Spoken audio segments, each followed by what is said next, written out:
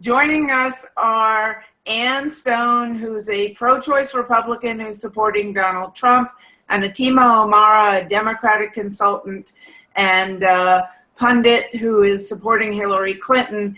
And then I, of course, host PBS's To the Contrary with Bonnie Erbe, which is a weekly women's news analysis show, and Cari Stein, who's also with us today as the executive producer. We come from neutral positions, but let's start with you, Ann. There are some people in the Trump camp who think he won the debate on Sunday night, at least to the point where it stopped the bleeding, and it's now clear that he will be maintaining his campaign through Election Day. But does that mean he has a chance of winning? Is that a question to me? Yes, please. Oh. Yes, I think he did something he desperately had to do, and that was stop the damage from the tapes that were leaked on Friday. And I think he has done that. The polls will tell us to what extent. He certainly energized the base. As you may have heard, there was a demonstration at the Republican National Committee today by women who were really ticked because of the rumors that the RNC and certainly Speaker Ryan were backing off some support. So there was a spontaneous demonstration. I did not take part in it, but I heard that actually Trump was very angry. He did not want his supporters attacking the Republican committee, and it'll be interesting to see how that plays out. So wait a second. So you're saying Republican women who support Trump were angry at the RNC, the Republican National Committee, yes, for rumors floating around that were saying they might pull their money out of the Trump race and focus solely on keep maintaining the House and Senate. Yeah. And there, again, I can't tell you how many phone calls and texts and emails I got from people, both on site and people who were going to head over, and they were just very angry. And I also got contacted by the Republican National Committee. Was there anything I could do to call them off? And I said, these are people that are really frustrated, and a large part of it was just rumors, which the Democrats have been very, very, very clever. You know, the rumors about Pence backing off, the rumors about this group and that group backing off. It definitely. That's all the media. Yeah. Is it all the media? I don't doubt it. But all that got his supporters very angry, and so people showed up. And like I said, I just kept getting phone calls and texts and all that from people who were just very angry because they were very energized by his performance last night. They felt it was the most substantive, and actually the pundits said it was the most substantive debate that we've had so far. And we know from Luntz, who's done focus groups at all the debates, that it moved more independents than the prior two debates. So we'll see what the polls reflect. He definitely had some damage to recover from because those tapes were horrible, absolutely horrible. And well, Atima, let's get to you. Your take on how the two candidates did in the debate, most particularly Hillary Clinton, whom you support. Yeah, I think for Hillary's part, I think some people, so far at least in sort of the snap polls that have come out, people have thought she's done well, overwhelmingly, a little less than last time. I can only assess that she was a little bit more sedate this debate and wasn't engaging as much on some of, Trump's attacks. And so I think that was, I know a lot of people went into the debate, especially on the Democratic side, and being like, all right, this is going to be her addressing a lot of what Trump has said, and she's holding off on not saying anything about the tapes. And then when it came time, she made a comment that I think women voters will be able to discern what they're going to discern on what he thinks about women from that, and kind of left it at there. And I can only think that was a strategic decision to kind of go along the, when they go low, we go high. So I guess we'll see again how that will play out over the next few days. On the Trump protest, I just saw something come across the wire while we were getting set up, and it looks like our Virginia chair for Trump, Corey Stewart, was just fired by the national campaign for participating in the protest. Yeah. That just came across the wire, so I thought that's pretty interesting. So I guess it goes along what Ann was saying, that Trump is not particularly too happy about this protest, and they don't want official people being involved in it. Yeah, Trump tried to call them back. asked people not to go, but it unfortunately reached people too late, and they showed. And Cari was the chief organizer behind it. And with the Access Hollywood tape that came out, with a story that came out today that I saw where he, while running the Miss Universe pageant, which of course he owns, he made the women take off all their clothes and he inspected them while they were nude. I mean, you are a feminist. You were head of Republicans for Choice for a long time. You're a strong woman's rights backer. Mm-hmm. How do you put those two things together? Because to be honest with you, I don't get it. Well, you know, if this other stuff proves to be true, it just continues to feed the portion. Other stuff. Well, you can't say. I mean, the Access Hollywood tape is true. Right. He said all those things. He can tell you, "Oh, it was wrong. I'm sorry." That doesn't make it go away. This man. I know it doesn't make it go away. This is the most gutter-oriented presidential campaign in American history, and they used to get way down in the gutter in the 1800s. But this is certainly the most gutter-oriented that I've ever known or read about. Mm-hmm. And it's something wholly apart from anything that has ever happened in American politics. Well, I don't think I'd say it's wholly apart. I would say it's the first time that we're voting for somebody where we know about this stuff before we vote, as opposed to things we find out about people after we voted. And by no means do I, step away from or say any of this is acceptable. It is not. It truly does paint a picture of a guy who was an out-of-control, spoiled brat playboy. Whether or not he has changed, whether or not, as he says, this campaign has changed him, that remains to be seen. And I'm not voting for him because I think he has upstanding moral character. I'm voting for him because I believe he will disrupt the system and he will disrupt our party, both of which need it. So from that standpoint, is he an imperfect messenger? Is he the kind of person that I hoped would be the standard bearer? No. But do I think he can do a lot of good for the country regardless of his failings? And can we use those failings to perhaps change some things in the country going forward? Because I think it does provide a platform for discussion about some of this stuff, to get it out there, to have a full airing, and to hopefully, change the country's direction when it comes to how women are treated in the media, both in front of the screen and behind the screen. Well, when you say never before has this kind of stuff come out before somebody was elected, I mean, obviously Jack Kennedy had an affair with Marilyn Monroe and countless other women, including a young intern at the White House who wrote a book about it.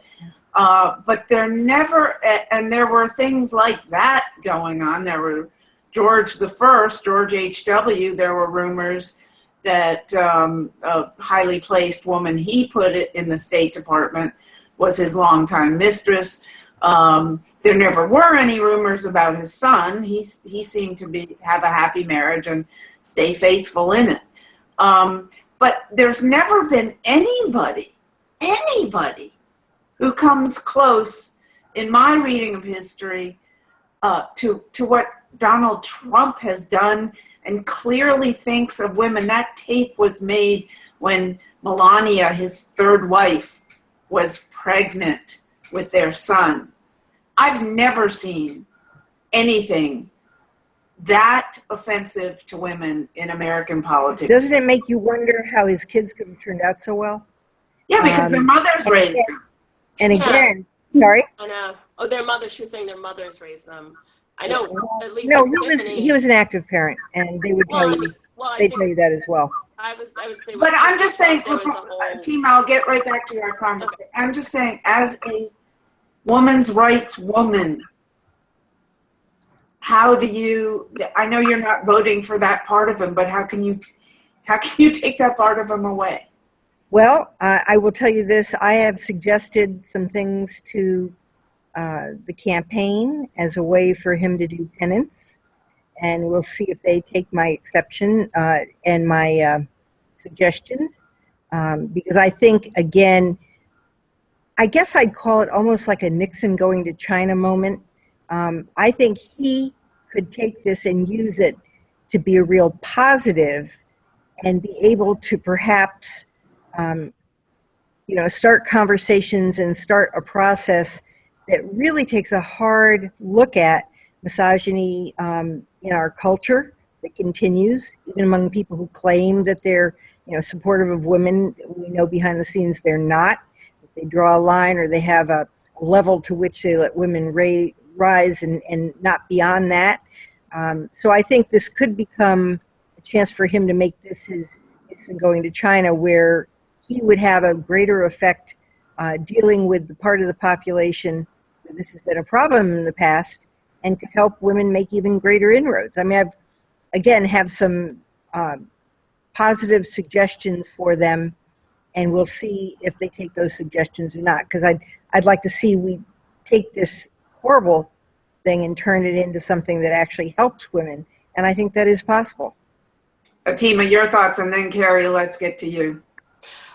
Yeah, I mean, my thought is, at least sort of addressing the sort of thoughts that I was addressing regarding him and his children, and the fact that Clinton even complimented, his children and how well they turned out. From what we know, at least of Donald, Eric, and Ivanka, they were primarily co-parented between him and Ivana. The situation with Tiffany seems to be very tense. Marla has admitted in interviews that she primarily raised her on the West Coast by herself, and she had some relationship as she got older. It seems to be strained. Some footage from the debate last night, he leaned in to give her a kiss and she moved her head away, very obviously. So certainly he seems to have a good relationship with his kids, who are his first kids in his first marriage, and certainly Barron is very young, so we don't know, I'm going to assume that he's very active because obviously he's still married to Melania and he's, sees him every day. But it seems sort of the relationship there, at least one of his children, is a little strained for whatever reason.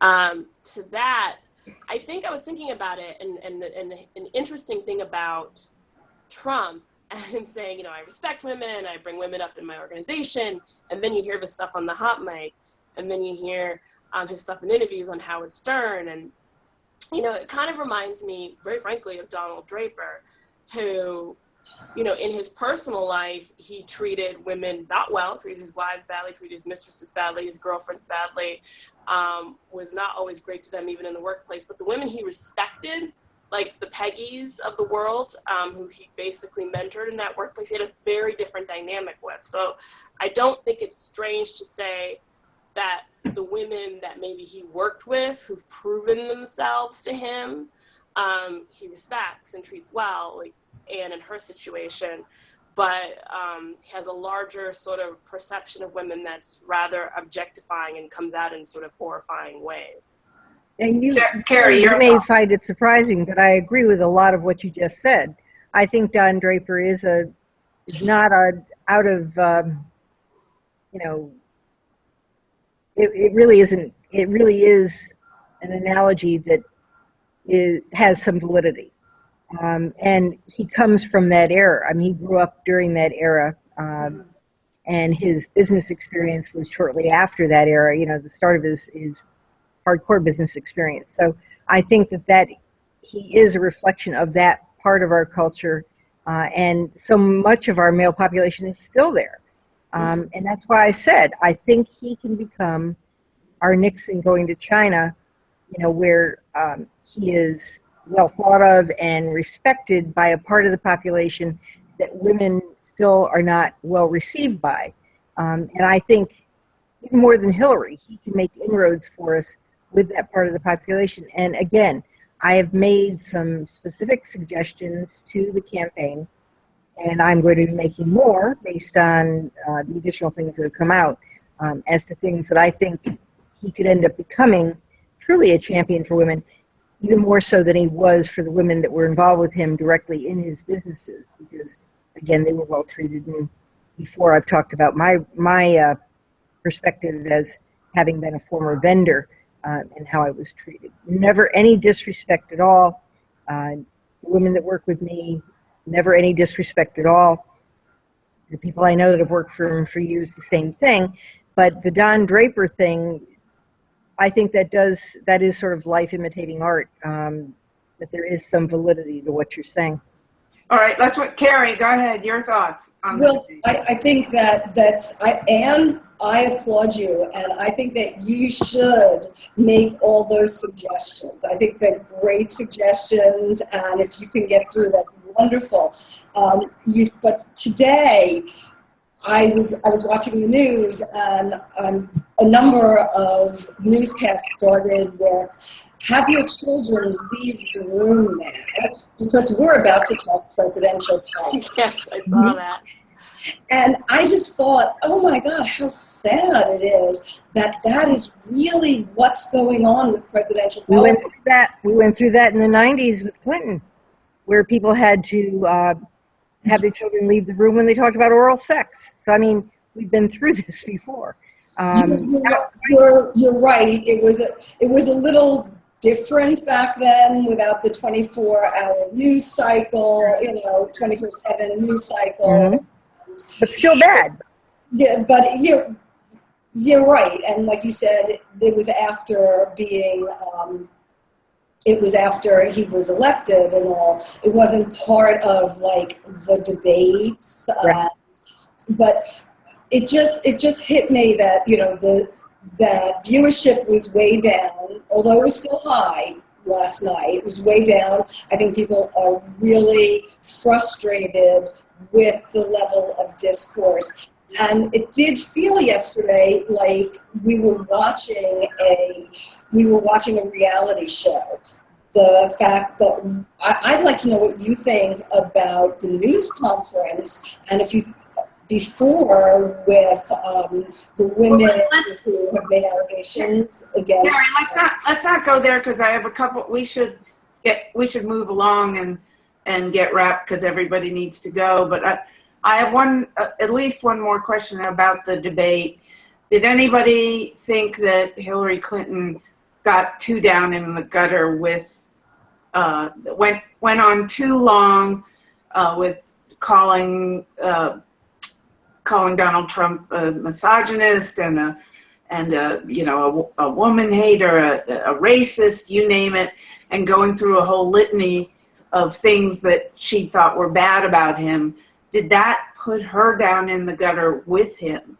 If it did, I don't think that it really has gotten as much coverage as when,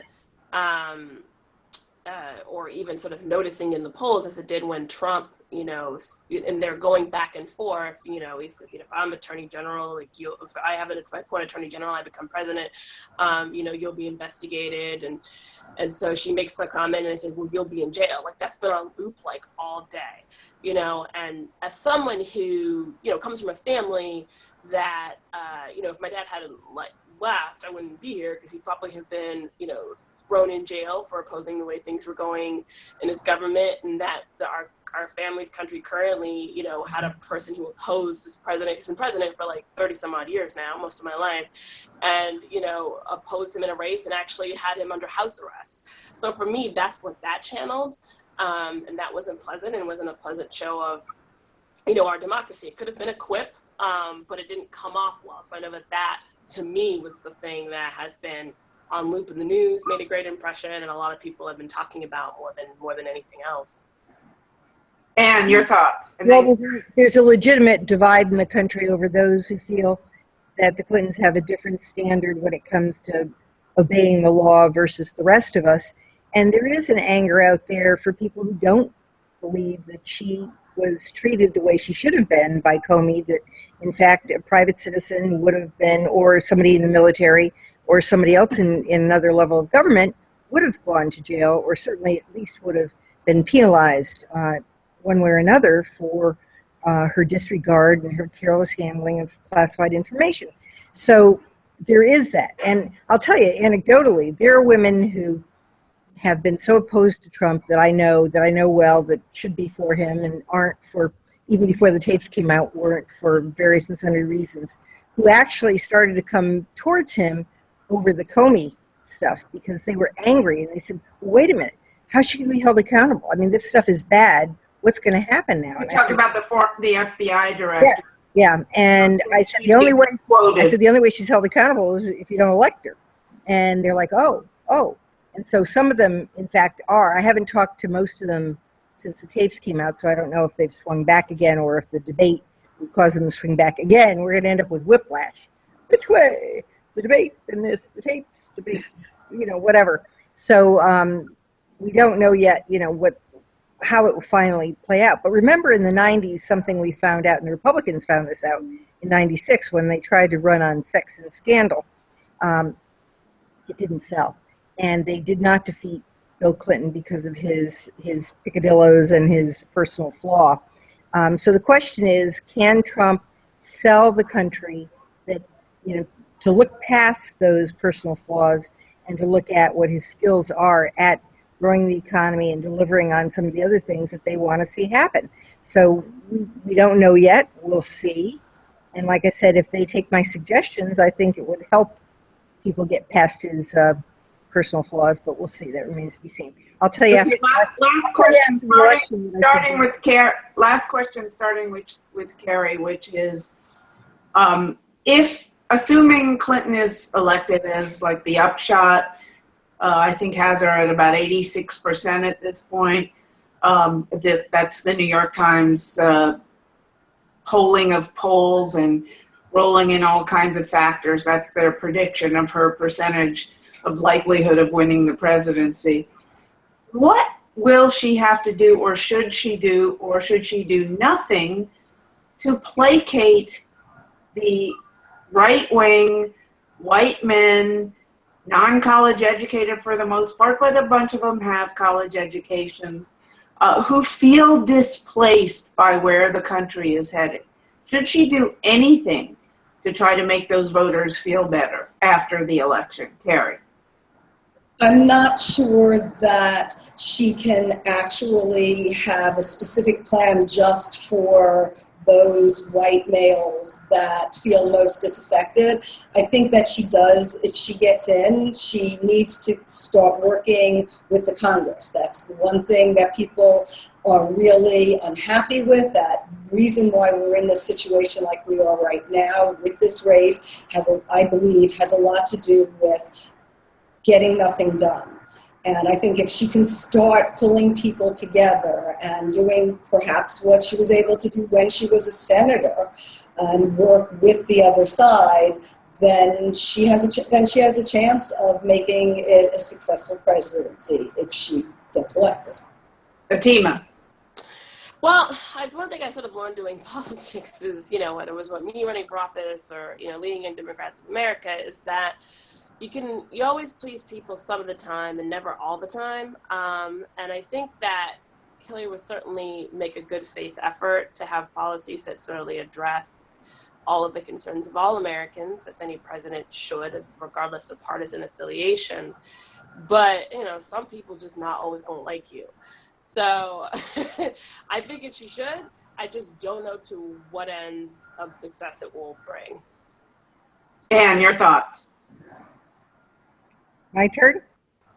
Yeah, about whether she should, assuming if she wins, should she reach out and do something legislatively, overturning a treaty, or should she do something to reward something to get the people who are going to be so angry at her, stirred up by Donald Trump, the Second Amendment people, the out of work, the factory type guys with factory and construction jobs that are going away, etc. Should she reach out to them? Well, I think she should. Sorry about that. But all of a sudden a coughing fit. Sorry, I'm not making fun of Hillary. This is really a coughing fit. I think one of the problems is that there's the trust factor. And she has to do some things early on to show that her word can be trusted. Because I'll tell you, there is no trust. There's no trust by the legislators, There's no trust by the voters who are not voting for her. They think she can't keep the promise, that she will just lie through her teeth, that she's in it for herself and nothing else. So they would have to set up some scenarios where she proposes some agreements and actually follows through and shows them that she will be inclusive. You know, Obama had said the Republicans would help, you know, formulate Obamacare. Yeah, they were locked out of the room. He had one meeting with them, and that's it. And in that 1 hour, one meeting televised with C-SPAN, they made more positive suggestions, and he ignored all of them.